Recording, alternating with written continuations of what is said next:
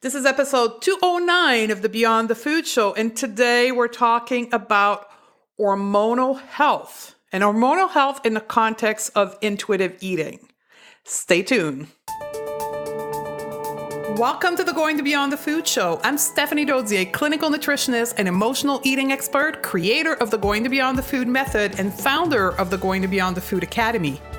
Corporate executive turned health expert with my own journey with weight, body image, and food, it's now my mission to help smart, successful women like you live confidently right now and unconditionally. Ready, sister? Let's do this. Hello, sisters. How you doing? I'm doing excellent. I'm very excited, and I want to take a moment to welcome in all the new listeners that we have. All your work in sharing your review of the podcast and sharing the podcast on social media is working. For all our old-time listener, we are seeing this huge income of new listener to the podcast. I am loving it, and I'm loving all of you guys' interaction on social media. So welcome to all of you. You're landing on this period of the podcast where we're talking about the overall optimum health in the context of intuitive eating and the Going to Beyond the Food method. So if you're new to intuitive eating and you're like, I just need to first understand the basic of intuitive eating, this is perhaps not the best episode for you.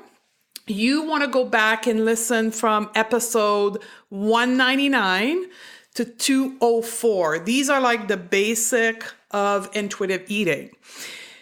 And you can continue to listen to this one as well, if that's an interest of yours. So I wanted to say that, and I wanted to also welcome all the people that have come over from Danika's tribe. And you're going to recognize yourself. I did a Instagram takeover for Danika's tribe. Danika is the founder of the self-care checklists. And she allowed me to introduce the concept of intuitive eating to her tribe. So welcome to all of you. The other thing I want to say to you is if you're noticing a difference in the sound of the podcast and you are listening to me on Instagram or following my account on Instagram, you know why. I have this completely new environment in my office. I'm in renovation mode of my office, and I got rid of 75% of the stuff in my office, books and bookshelves and all stuff that were left over from the days where I had a clinic in Toronto, Canada. It was all stuff in the small room in my new office, and I got rid of all of it. Like I really put the past of clinical work totally behind me, got rid of all the old equipment, all the old furniture. So now I'm left with my mic, my monitor, and a table and a chair. So that creates a lot of echo. So sorry about the sound quality, but we're working on painting the wall, and then we're going to create this beautiful environment for me to work in. So let's talk about hormonal health. That's the topic from today. And it's going to require you to have an open mind. So in the same way that back in the days when you were dieting or restricting food and you were presented with the concept of intuitive eating and it required you to have an open mind, what I'm going to teach you today will require that from you as well. So if you're not in that right mindset and you're anxious or frustrated with life, perhaps it's a good idea to pause the podcast and then come back to it when you're in a better mood, because likely what I'm going to share with you is going to be, quote, very different from what you're hearing out there. And you have to keep your open-minded hat on and stick with me to the end and then come forward with question. The best place for question is either on Facebook or Instagram, so I can help you digest this information. Okay? You ready? Got an open mind? Let's do this. So one of the biggest question or case presentation that I get, I have a small private practice still. So most of my work is in group setting, but I do have a one-on-one practice. And when I work one-on-one with women, I only work with women, I do a full physical health intake, and I take part of their health into the concept of intuitive eating. And the number one thing I hear all the time is, well, Stephanie, we're going to have to work something special because I have to restrict food because of hormonal issue. I've been on an elimination diet and I found that XYZ food caused me hormonal issues, so I need to restrict them, but I crave them, right? That's one of the number one case presentation that I have. And that's what inspired this podcast. So for those that are new, first of all, what the heck is intuitive eating, right? Intuitive eating is a self-care eating framework that helps you heal your relationship to food, distinguishing emotional hunger from physical hunger. Here's the key: that helps you reconnect to your innate body wisdom. And that's the key here in the context of health issue, is that we are teaching you to tap into your eating cues, right? Your hunger, your fullness, your satisfaction, to know what, when, and how to eat.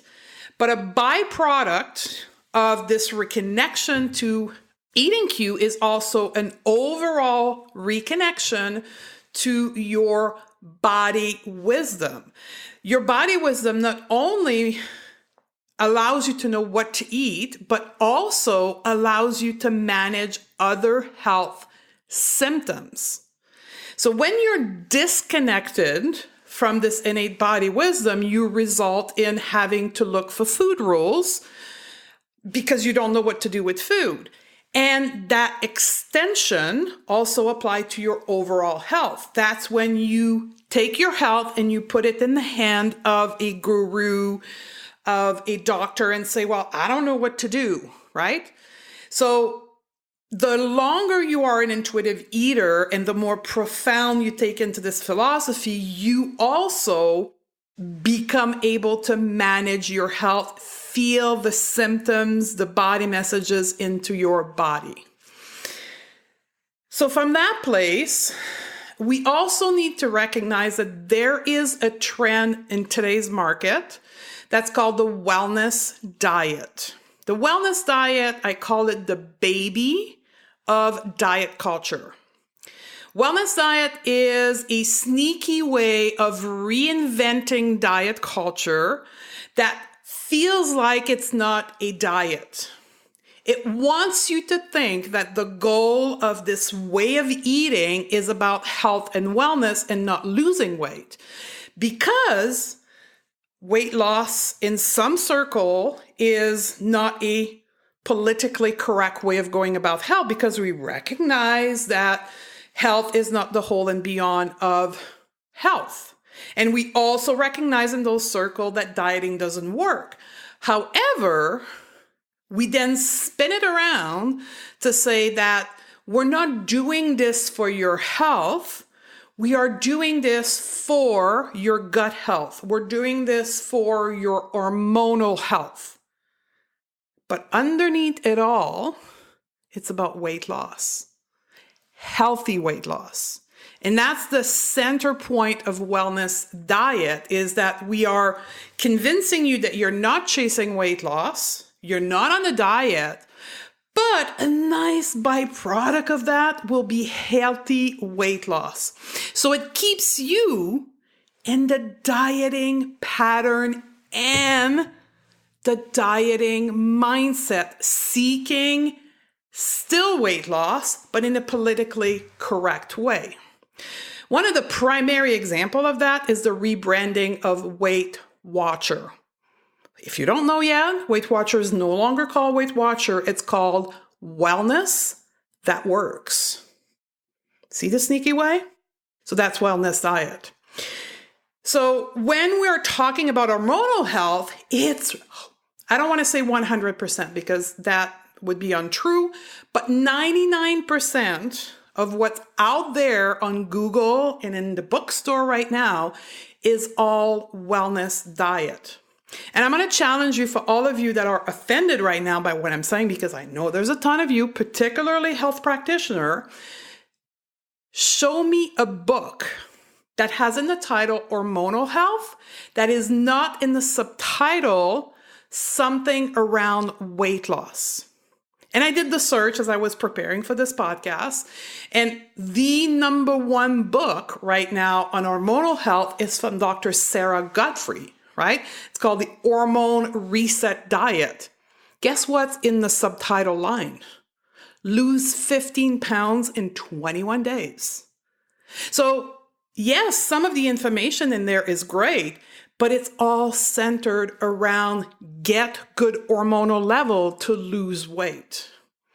That is the number one thing we need to get away from when it comes to our health of our hormones. Because that keeps us into this weight loss is the answer to everything, but two, it keeps us focused on food. Because all of those books, all of the wellness diet is around restricting food, not in quantity, but in assortment of food. Nearly all of the hormonal, quote, diet or detoxes or reset will eliminate grains, for an example. And then that keeps you again in that diet mindset. Now, I want to be clear. Food does have an impact on your hormones, but it has an impact on your hormone at the same level as 8 other factors. Overall health, yes, does include food, but it's not only food. So I want you to keep that in the back of your mind. But first, before we go down to what else is causing, quote, hormonal imbalance, I want to talk about what the heck is an hormone. If you don't even know what an hormone is, that's the primary problem. So hormones are a biochemical substance that is in your blood, okay?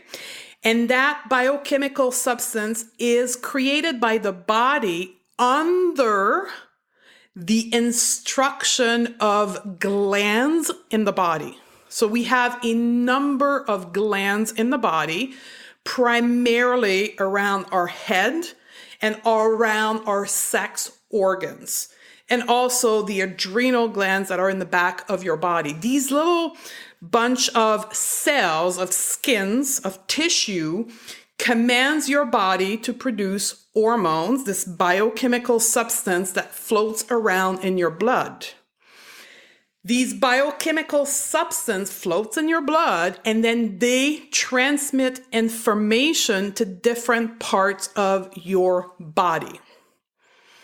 Now, what says or commands to the gland to produce those hormones? It's our brain. Everything starts in our brain into our mind. So let me give you an example of the production of hormones. And we'll talk about the stress hormone called cortisol, because you'll see coming in the rest of the podcast why understanding the stress pathways are so important to your hormones. So you're living your life, and all of a sudden there's an event that happened in your life. Let's say you're sitting at your desk, you get an email from your boss, right? And that email from your boss says something like, come and see me immediately in my office. And you're not having a great relationship with your boss. What happens in your body? That event is interpreted by your brain, by your perspective, by this whole mechanism of thinking in your brain, and then creates an emotion. That emotion travels through your nervous system to the glands and gives a command to the gland. So the brain, through your emotion, through sensation in your body, commands the gland to produce certain hormones. The hormones get then placed into your blood and then travels through different part of your body, creating an action. In the case of stress, this hormone is called cortisol, travels through your body and has a whole bunch of reaction. One of them is tension in the body, tension in the shoulder, rapid heartbeat, hyperventilation. These reactions are entirely created by your hormones. Now, the command to your nervous system, to the glands to create hormones does come from your external environment, but also your internal environment.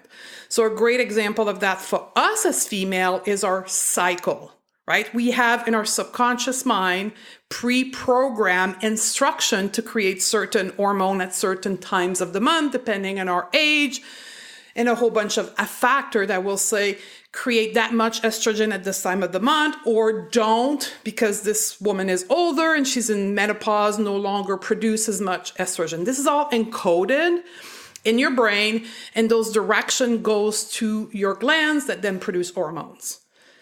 It's very important to understand that, because when you do, you realize that food is not the end of it all to your hormonal health. What is prevalent in keeping good hormonal status is actually how you engage with your environment, your thoughts and your emotion, aka stress.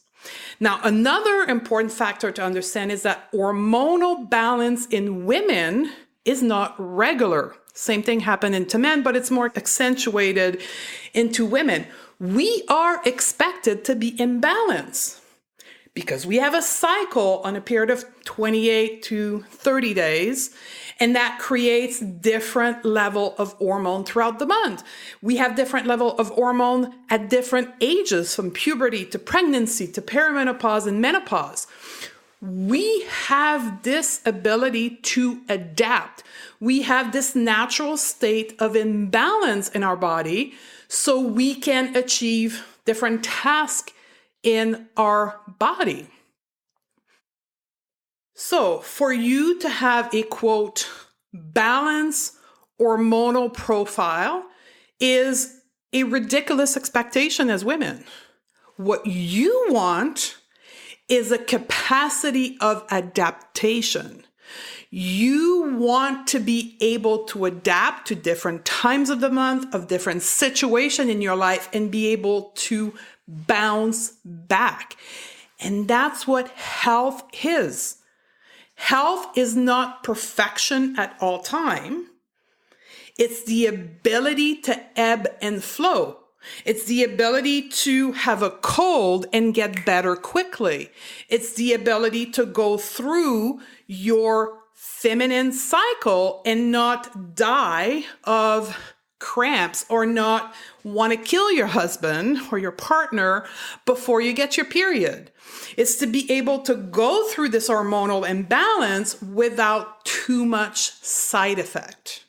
That's health. Our stress response that I earlier explained is also a great example of that. We don't want a life without stress. That is not how life is. We should have highs and lows of emotion, of stress, and we should be able to cope with it. And that's, again, people that are very healthy emotionally, mentally, physically, and spiritually are able to flow with their emotion, to flow with stress without drama, both emotionally, mentally, and physically. So, being hormonally imbalanced, it's not a bad thing. It means that your body is trying to cope with something in your environment. If, for an example, your body has, quote, low estrogen, there's nothing broken inside of you. Your body is producing less estrogen as a mean of coping with something else. Your job and your health practitioner's job is to help you find what is that something else. And this is where we get to the concept of finding the root cause. Finding the root cause of what's creating this hormonal pattern in your life. Is it stress? Is it other health issue, right? Is it trauma? Is it emotional overwhelm? Is it mental health issue? Is it constant negative thought patterns? Finding the root cause, which is very little food. Like eating certain kind of food won't cause a complete sex hormone collapse in your body, right? By eating too much sugar, you will not completely deplete yourself from estrogen. First of all, there's no research whatsoever to support that claim. None whatsoever. However, there is claims that emotions such as stress does cause depletion of estrogen. In most cases, not directly through the intervention of stress in your life. Now, for all of you that are fans of nutritional science, I'm going to link in the show note a great article from one of my mentors that talks about why nutritional science today is actually dangerous to our health. Because there's a concept called nutritionism, which is the over-obsession of nutrient research, detaching the nutrients, example, vitamin B, vitamin A, from the context of the whole food. We don't eat nutrient, we eat food, which means it's one nutrient among a whole bunch of other nutrients that's called a food. And we are not studying food right now. We're studying nutrient in isolation, which is not representative of what's happening in the human body. The best example of that is eggs. If you wind back the clock 30 years ago, we had a complete hatred on eggs because eggs contain cholesterol. One nutrient of egg was cholesterol, and cholesterol was believed at the time to be the cause of heart condition. Therefore, we vilify egg and stop eating eggs altogether. Now today, 30 years later, with advance in science, we recognize that we were wrong. What else currently your beliefs are centered around of certain nutrient to be, quote, bad because they're studied in isolation. And in 10 years from now, 15 years from now, when we bring it back in its whole form, we'll realize that we were wrong. That's nutritionism. So the article will be linked in the show note. And that's the power of intuitive eating. Intuitive eating gets you away from this hyper obsession about one food, one category of food, one nutrient, but instead says, how does your body feel when you eat that food? What is the reaction of your body when you're consuming, quote, large amount of that food or more frequently that food? How does their body react? It's bring you back to this innate wisdom that we know your body has to communicate with you through symptoms. And when we do that, we quickly realize that it's not one food. It's, in most cases, our emotion, particularly stress. Now, there is no direct research linking stress to hormones, but there is many piece of research showing the association between stress and inflammation. And that's where we're going to go right now to look into what is the consequence of stress on our hormones. When we are in a hyper-stress environment, right, in either perceived stress or real stress, because there's two different things, right? There's what we create in our head as far as stress, like the email from the boss, versus real stress of not having food in our fridge, right? We create stories in our head that create stress. That's what we call perceived stress. When we are in an environment that's hyperly stressed, that our body needs to cope by producing cortisol, by adapting the production of cortisol to be higher because we're constantly stressed, the body is not, quote, supposed to produce that much. It will then create other mechanism of adaptation in your body to cope with the high demand of stress. One of those mechanisms will actually be the lower production of sex hormones. But the body takes away some of the raw material from production of estrogen and progesterone, for an example, to produce more cortisol. We call that the pregnenolone steal in very technical term, but basically the body doesn't have enough raw material to create the biochemical messenger of cortisol, and it takes it from other places.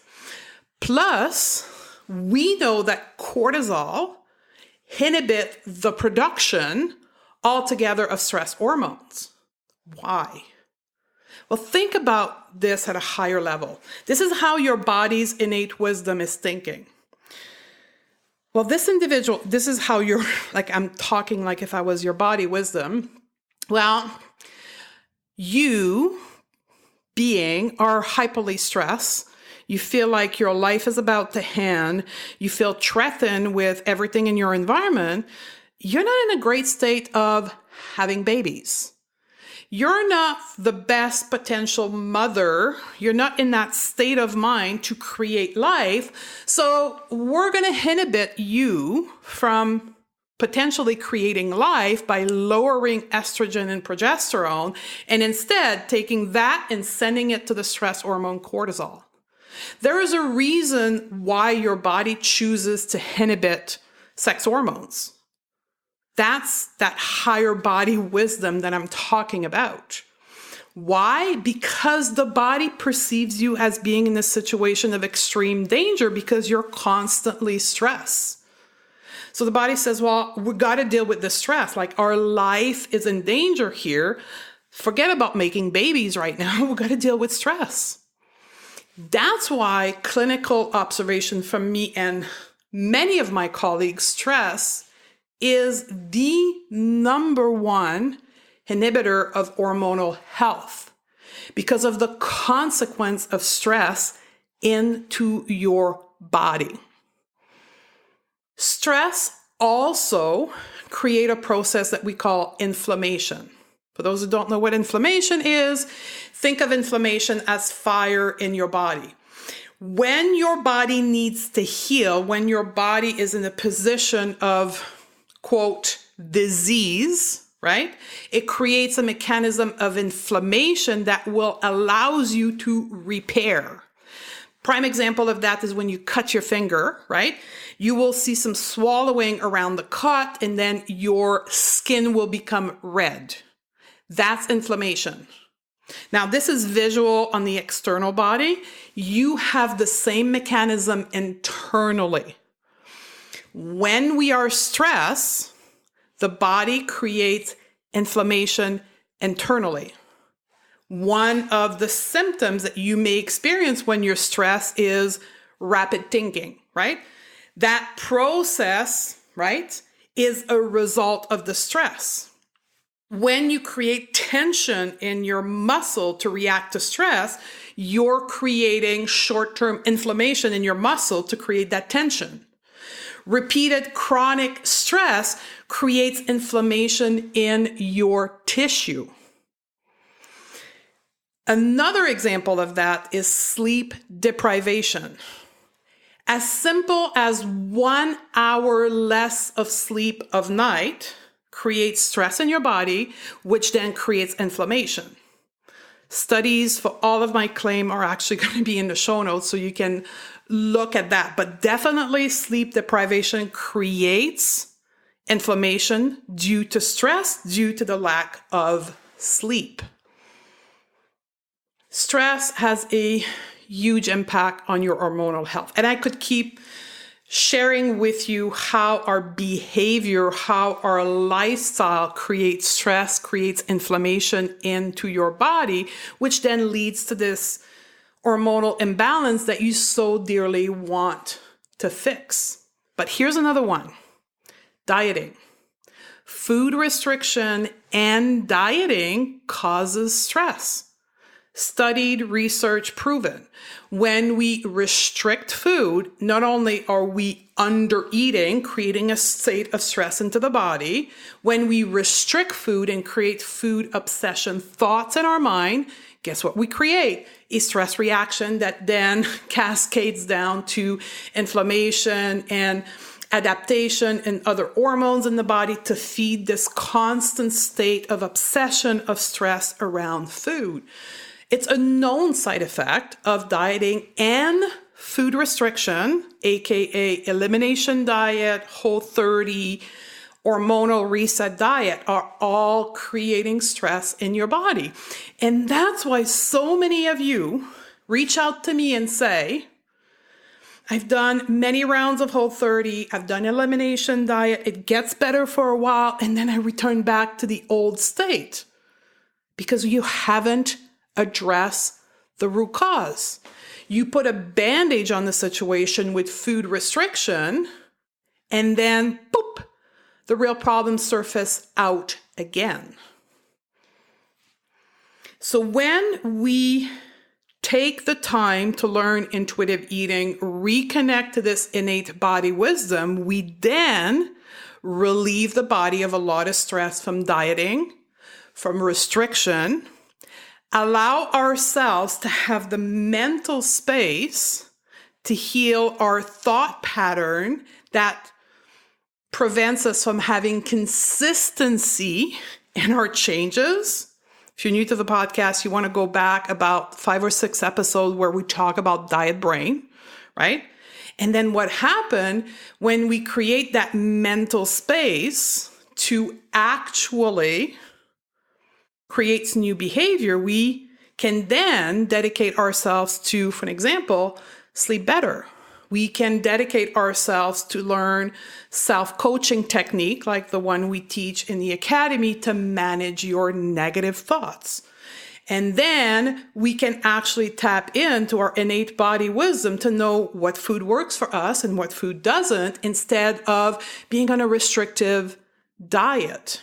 And then the most powerful of all benefit, we become self-compassionate. Instead of going around life thinking that we're broken, that we have this huge hormonal issue, we actually have compassion for ourselves. And compassion is a proven counter effect to stress. So if you want to reduce stress in your life, find a space of compassion for yourself. And a lot of that is linked, in our case, in this community, with body image. That's why the way we teach intuitive eating in our program, we teach it with the concept of body neutrality, because we have to make peace with our body. Because that, again, is another huge stressor. Body dissatisfaction has been studied, right? Body hatred, dissatisfaction, and contributes to cortisol increase in the body. And then inflammation. There's a small study that came out 6 months ago that was able to stress poor body image and an inflammatory marker that's called CRP. People who had a dissatisfaction with their body image had higher level of inflammation in their body. Why? I can hear the answer now. Because of the stress imposed by poor body image. That's why intuitive eating is so beneficial when it comes to hormonal health.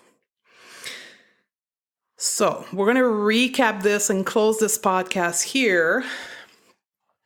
And I hope that I've demonstrated for you the power of intuitive eating over restrictive dieting when it comes to hormonal health, because one of the main factors to hormonal maladaptation is your environment, your stress, your emotion, your thoughts, and not food. That's why you have short-term relief from elimination diet and restrictive diet when it comes to your hormonal health, because you're not addressing the root cause, which is stress, emotion, and thought patterns. Because that's the role of hormone, right? The hormones are a carrier of information from your brain to the different part of your body. And it's our reaction to the environment. That's the role of hormones, is reacting to the environment externally or internally. So to help you with that, right, to this whole lifestyle factor, we do have the Going to Beyond the Food Health Mastery, which is our own framework to health. There's 8 branches in the health framework of the Going to Beyond the Food method. You will find a imagery for that and the detail of that in the show note. But suffice to say that I'm going to quickly outline here the 8 branches of health that you need to work on to have better hormone adaptation, hormonal health, hormonal balance, whatever the term you choose to have, and overall health. Food is one of them. There's also movement. There's inflammation management. There's stress management. There's digestive health. There's spiritual and hormonal balances. There's physical health, actual positioning of your bones into your body and your structure. These are the main branches, and in medicine, we call them lifestyle factor that impacts your health. Each one of them is proven to impact your health. And intuitive eating allows you the space to be able to work on each one of them instead of taking all your energy and your focus on the one, which is food and weight. If you want to know more about the Going Beyond the Food method health mastery, we're going to put the link to it. It's a program where I teach you about health in a weight neutral approach, non-focus on weight loss or body weight, but instead on those 8 branches of health. It is now available for you to jump in at any time you want, where before it was we've been beta testing this program for 1 year now with 3 different groups. We've now made it and perfected, I don't like to use the word perfect, but made it so that it's easy for you to do on your own. So the link for this program will be in the show note. You can jump in at any time. If you want to have more information about it, by all means, email us at info@stephaniedodier.com. So this is it, ladies. I hope it helped you.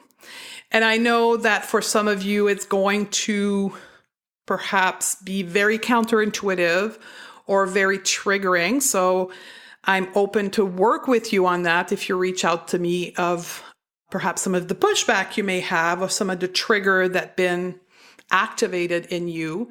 And I know for me, when I was at this place where I thought food was the end of it all to everything, and I was presented with that fact that there was more than food, I went through a denial period. I remember back then, I was so obsessed with my hormonal health as a way of staying thin consistently and permanently that I was flying to Florida in the United States to see one of the most prominent functional medicine doctor that was a teacher at the University of Functional Medicine. And I spent like close to $15,000 in tests and visit and flight to go and see him. And there was nothing he could do for me because the problem was not with my lifestyle, the way that I was eating. I was eating better than 95% of his client. The problem was in my emotion and my stress load and my negative thought pattern, which then creating the cascade that I talked about in the podcast today, resulting in very poor hormonal adaptation. And when I was presented with what I taught you today, I was angry. I was angry because I had spent all this energy, all this time, and all this financial resources for something that wasn't the solution. So I get it. If that's where you are, I welcome discussion on that. Perhaps hit pause, continue on to other part of your intuitive eating journey and come back. That's what I did. And then a couple months later, I was ready to accept this information better. And then I realized what I had been avoiding the whole time, which is to become emotionally intelligent and to regulate my thinking and to work on my sleep and to work on my spiritual health. And then all of a sudden, when I started to do all of that, my hormones regulated themselves. The magic happened. So I get it, ladies, but I'm here to help you. So if you enjoyed this podcast, please leave us a review. As you've been doing so well, it helps us rank the podcast higher and other women can find this essential information. So on Stitcher or on your iPhone directly, you can leave us a review. And we have a great podcast next week with Jessica Flanagan, where we're going to talk about AIP, autoimmune protocol, and what her observations have been in her practice. She's a specialist of autoimmune protocol, and she has observed in her practice the negative side effect of autoimmune protocol, and she's going to teach us what she's now applying in her practice. She's the author of The Loving Diet. So if that's you or someone that you know, it's going to be a great podcast. I love you, sister, and I look forward to hang out with you on the next podcast.